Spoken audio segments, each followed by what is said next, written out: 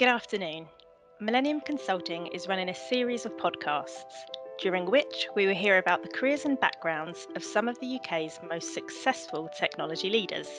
Today, we are talking with Jeremy Wood, serial entrepreneur, CEO, and founder of Legerity. Hi, Jeremy. Thank you for taking the time to talk with us today. Yeah, well, no problem at all, Sam. So delighted to be part of the podcast series from Millennium. You've enjoyed a highly successful career within the software industry and launched several companies. What made you decide to pursue your career in this sector?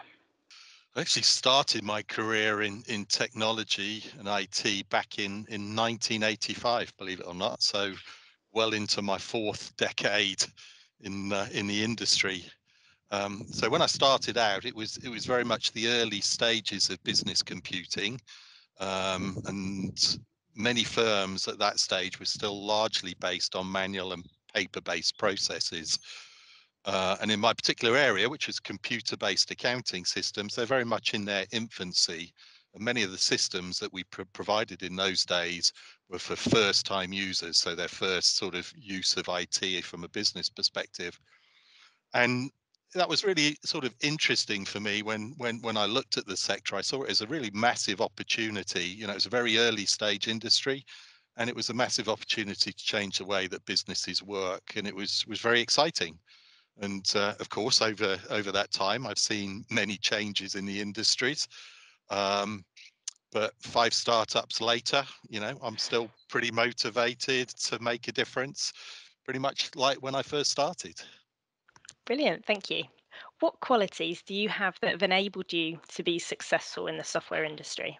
I think versatility is an important quality. Over my course of my career, I've had many roles, and even today, I wear many hats in my business. So you have to be versatile.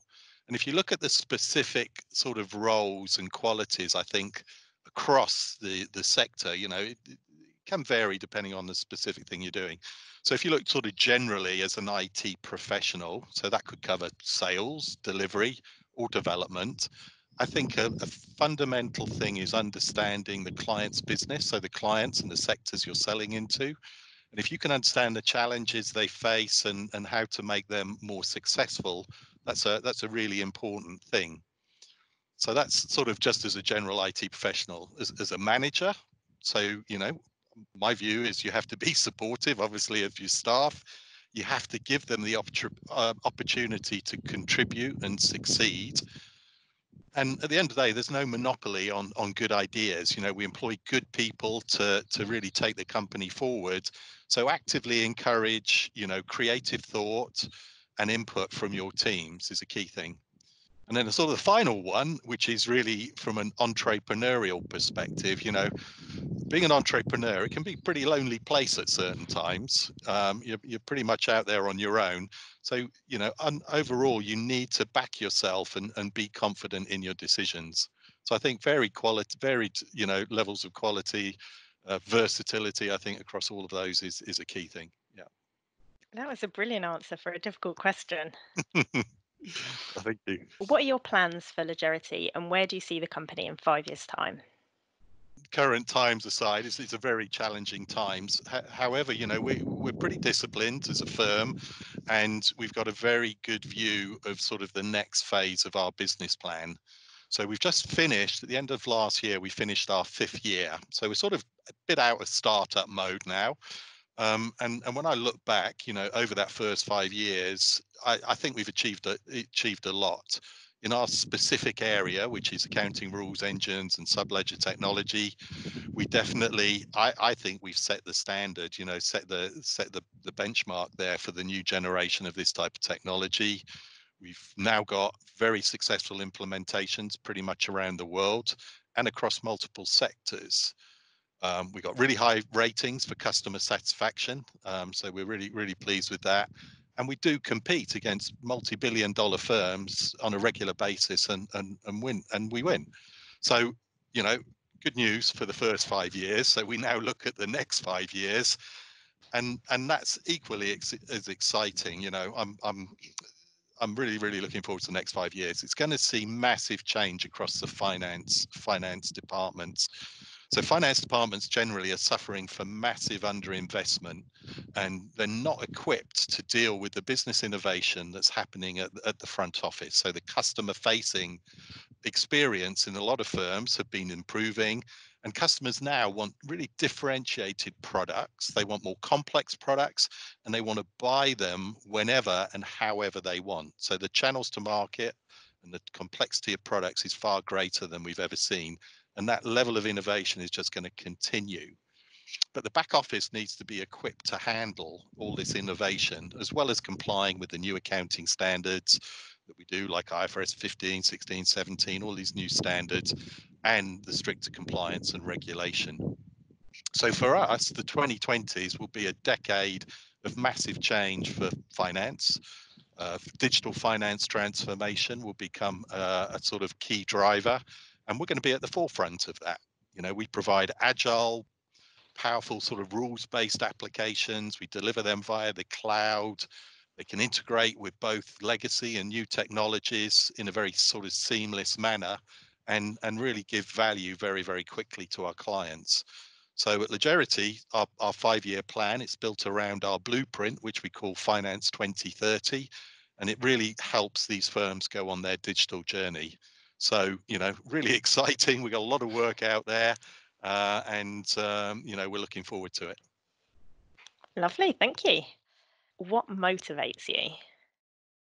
I guess I find getting out of bed in the morning quite easy, going to work. So I continue to be motivated, and have through my career. What motivates me to do startups? This is my fifth, and I can proudly say my final one. Um, it's starting something from scratch. So I like to take ideas and then see if you can build. I've been successful in doing that, and part of that is innovating and changing. You can't just bring to market, something that people are already doing. You need to do it in a newer and better way. And then I think one of the other things that really gets me, is a key motivation that has been for many years, is ultimately to create employment in the market and generate value to the economy. I'm one of these. I'm massive on adding to the economy, adding to the UK, and on a global basis. And by creating these startups and products that sort of succeed and add value, I can deliver on that. Lovely, thank you. Is there anything you'd wish you'd known when you first started out in business? Well, I think as lots of young people coming into the industry, whether it's this industry or any other industry, you're desperate to make an impact quickly, and you like things go pretty fast. I think overall, having done this now for 35 years or so, things always take longer than you expect. So you have to be in this for the long haul. Business is more about the marathon than just a sprint, where you want to get to, and so you just need to stick with it. So things take longer. What advice would you give to someone starting their career and wanting to create their own company? So creating, so one is hard work.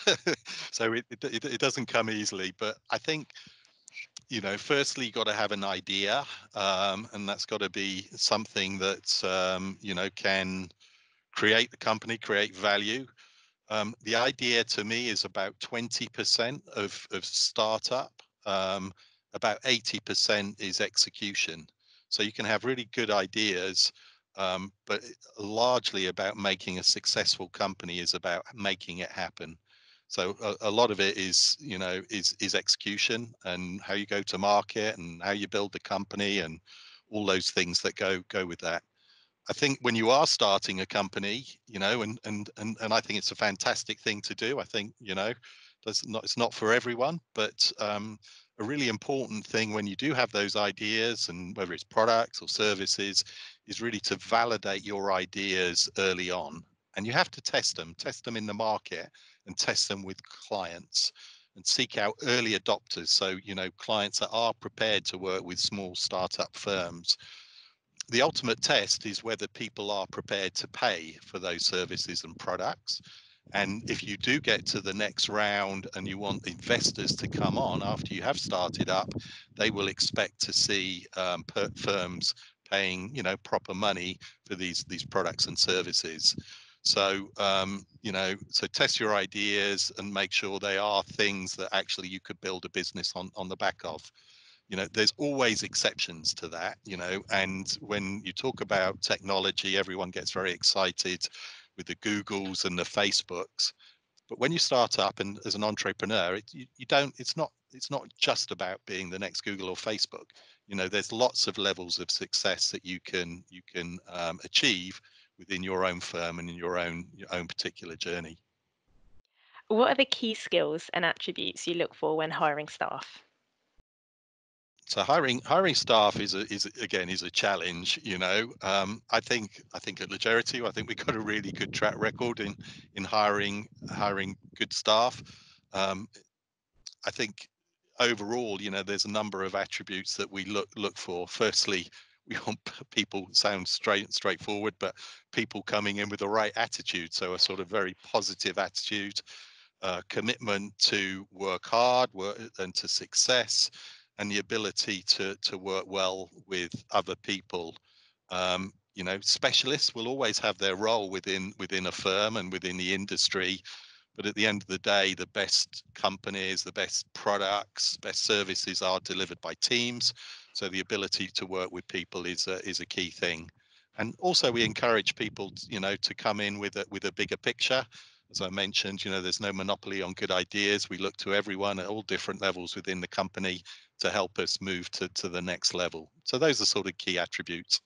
And the final one, which I think is really important for everyone, is you've got to make it fun as well. So people have to enjoy coming to work. And that's a big motivation for us at Legerity, is that people enjoy it and people have fun as they're working. What are your interests outside of work and how do you relax? Well, again, being an entrepreneur it's a sort of 24/7 type role, and that just sort of goes with the territory, really. But it is important to have an outside interest, outside life, and I guess I got four things: family, um, sports and exercise, travel. I really like travel, and I'm lucky enough that's part of my job to get travel in as well. And then my sort of, my bit of my hobby is old British sports cars. So being of a certain age, I like certain vintages of cars. It's hard to avoid the subject of COVID-19, which is on everyone's minds at the moment. So, what do you think will be its impact on the global economy over the next few years?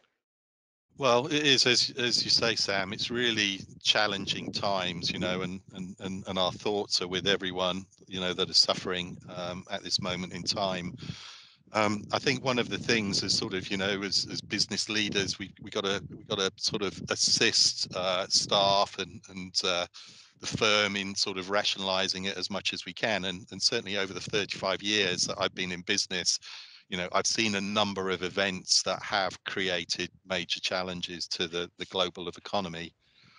And they don't happen that often, but when they do, then we have to react. Most of the situations that happen sort of get dealt with within what you could see as a normal global business cycle. And businesses bounce back, so businesses will survive. They'll reinvent themselves, or unfortunately for those businesses maybe that didn't have a solid base, or they were viable business models, they will go bust. So that's sort of the how we dealt with it in the past. But I think the current situation is really unprecedented, because so if you sort of try and rationalize this and you think about it, if you take different sectors like, say, airlines, could they have realistically forecast a complete grounding of all their planes? Or in hospitality and tourism, they virtually shut up shop overnight, and they're in these really difficult positions because they don't have the cash flows coming in, they don't have the revenues, and they can't pay their staff, and the governments are really gonna, and taxpayers are gonna have to really bail them out. So if you look at it, it is different times. These are normally very sound businesses that would survive normal economic cycles. So the current challenges, are difficult to predict in terms of what the actual outcome. So I think we're in for some pretty challenging times, and the consequences are going to go on for quite a while. As an entrepreneur, you always have to look at, challenges bring opportunities, and we have to look at things on the positive side. So on the positive side, I think already we're seeing, it's this virtual world driving new working practices, and probably good practices as well. So even old school folk like me, getting used to working different ways of working at home. I think when I look at it from my particular company's perspective, Legerity, when we set it up 5 years ago, we set it up purely as a cloud-based firm. That's both for the software we deliver and the systems that we use operationally. And I've been immensely proud on the staff over the last 3 weeks that our transition into a completely virtual model in all our offices. We have offices in London, Poland, and in Hong Kong, all went virtual, and that's been very seamless. So from a client perspective, it's we've continued to deliver the services, and obviously from a staff perspective, to ensure that our staff are safe, continue to be employed, and continue to be supported by the company. So those are the sort of things. So yeah, tough times, a bit unpredictable, but we've got to dig deep and get on with it. Thank you very much.